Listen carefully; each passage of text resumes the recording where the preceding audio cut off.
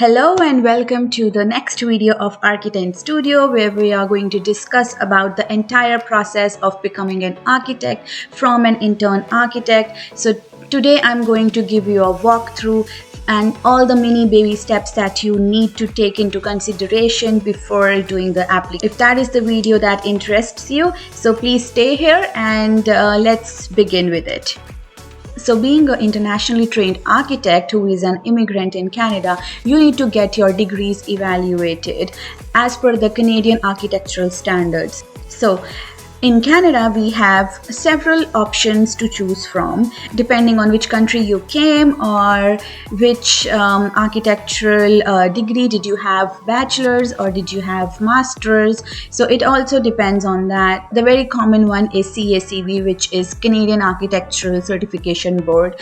In here, you need to submit your degrees and they will evaluate based on the 6 areas. So if you haven't seen my video series on CACB application, I will be putting the link down in the description, so please go ahead and have a look at that.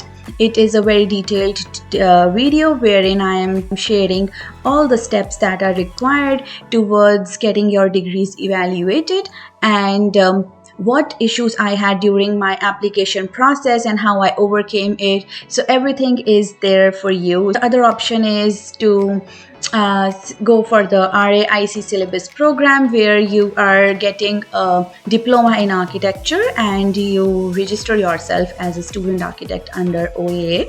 Once you receive this diploma, you are then eligible to get your degrees evaluated from CACB. Okay, so the next one is BIFA. BIFA is a broadly experienced foreign architect program, after which you have another option which is called Mutual Recognition Agreement between Canada and USA.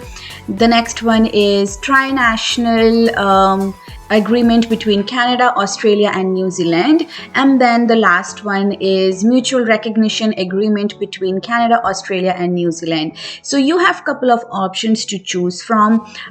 Here you can get your degrees evaluated based on which category you fall under, and once you are done with it, you will then be eligible to register yourself as an intern architect. But please hold here, do not register yet as an intern architect, because getting yourself registered as an intern architect is just one single day step, and if you don't have a job in your hand, then your back counting will start from the day you got yourself registered, right? So get yourself a job first in architectural field.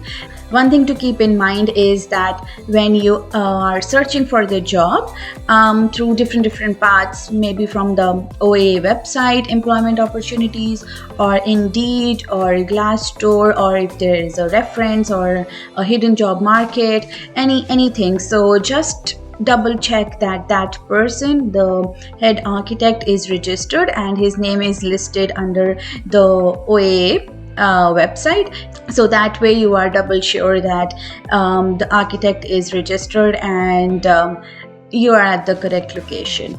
So once you land into the job, your next step should be to fill in the form for the supervising architect at your OAA portal, where you mention the details of the company, address, name of the architect, and your position. So you mention all those details and it should be approved within a day or 2. Meanwhile, of course, you would be looking for your mentor. Now, the mentor cannot be from the same firm. A mentor is someone from another firm, or maybe he or she is retired, whereas the supervising architect is a practicing architect of the same firm where you are working. So you can find a mentor through various ways. You can ask your supervising architect or maybe someone in your own firm whom they can refer, your contacts, your friends of friends, or maybe your friends. The thing is, that they should be registered under OAA. OAA also has an entire list of mentors, so you can email them and they will share the entire Excel sheet with you. So that is a good way to double check the list of mentors that is there. You can even choose from their list. Some people have seen that they select based on the location. It's more as their preference to travel. I personally don't mind traveling. I want a person who can actually mentor me properly, give me more guidance towards my brighter future and my career path.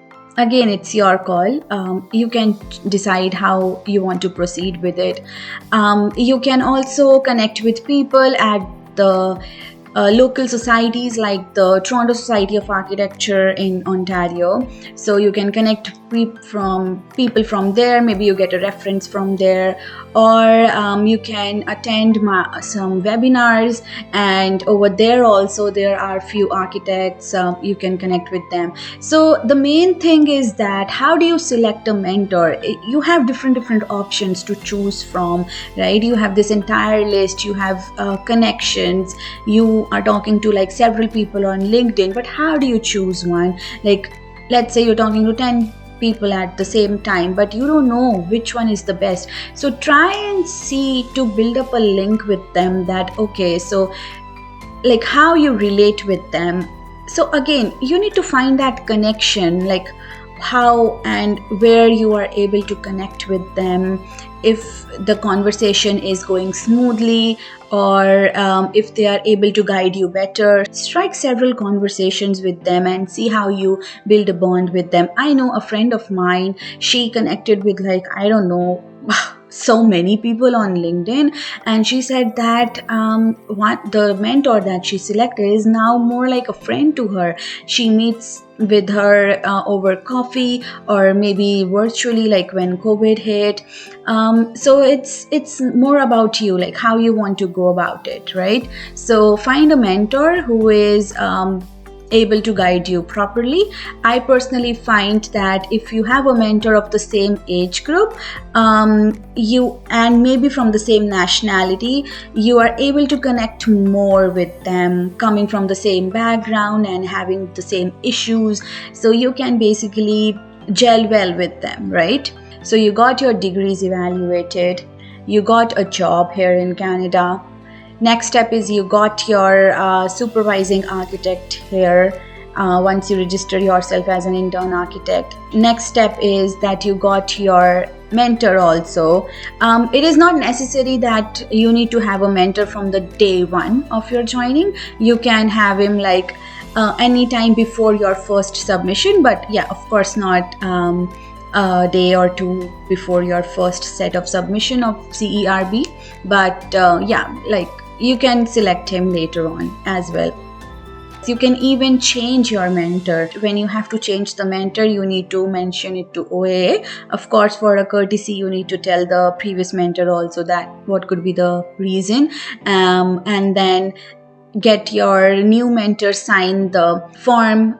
Okay, now the next step is to submit your hours. Please make sure you submit your hours within the sets of 900 to 1000, because if you exceed 1000 hours, there is a fee attached to it, which I believe is around $100, and you don't want to pay that, right? So it's better if you keep a track of your CERB from day one. So how I do is that I have all my timesheets under a proper folder organized as per the month, and when the 1 month is complete, I prepare an Excel sheet and I have all my hours along with the description listed over there, that okay, so that is the work I did, because in my first job I was working only on one single project. So there wasn't any confusion, right? But in my new job, I am working on 5 to 7 projects at the same time. So it kind of confused, or you might end up losing some stuff, or you might end up forgetting some stuff later on, which you do not, and you might then lose hours because of that. So it's better to keep a track record from day one, let's say month to month, or maybe if you are more organized than me, then maybe weekly you can do it. So it's better you maintain an Excel sheet. And then the other good option is that simultaneously you can add all those hours to your CERB online form as well. So that way, like, both the things are going in hand, and you are not in a rush when you are about to submit your hours. Again, I'm saying submit it in 900 to 1000 hours batch. It roughly takes about 6 months for you to accrue those hours. If you are working 40 hours a week, once you have your Excel sheet updated, I would say that please submit your Excel sheet to your mentor first and get him go through it and see if there is any feedback or any suggestions that he or she would like to add on. Once that is done and there's a go ahead from their end, then you submit it to the OAA. So in order to submit it to OAA, you fill in all your details, description, project typology, all the details required for the project. Once that is submitted, an email is sent to the supervising architect for him or her to write the comments. So there are 4 questions for them to answer, and once that is done, it is then submitted to the mentor. The mentor then writes his or her comments based on your communication with them, and then the previous set of comments that you have received from the supervising architect, and after which that automatically gets submitted to the OAA. So from then it takes 6 to 8 weeks for OAA to review. So after which they send you a suggestion or comments. So one of the common comment that you might receive from OAA is that you need to work on at least 2 typologies. Another thing is that only the hours that you gain after registering yourself as an intern architect are counted towards CERB. Nothing before that is counted except for the international experience that you might have. In my case, I only had 2 years of experience, and I didn't want to go through the entire process of interviewing it, because I come from a country where the construction typology is different. It's brick and concrete, and here it's wood, and 2 years is not much. I can actually gain more experience here and justify to all the parameters. So while you are accruing your hours and you are now thinking that okay, now I'm ready for the examination, you need to complete the admission course from OAA as well, which is delivered by University of Toronto. So once that is done, now you are good to go for the examination. So you have 2 options, EXAC or ARE. EXAC is a Canadian exam and ARE is US based exam. So in EXAC you have 4 exams split into 2 consecutive days, and ARE is conducted throughout the year several times, whereas EXAC is conducted just once in the month of November every year.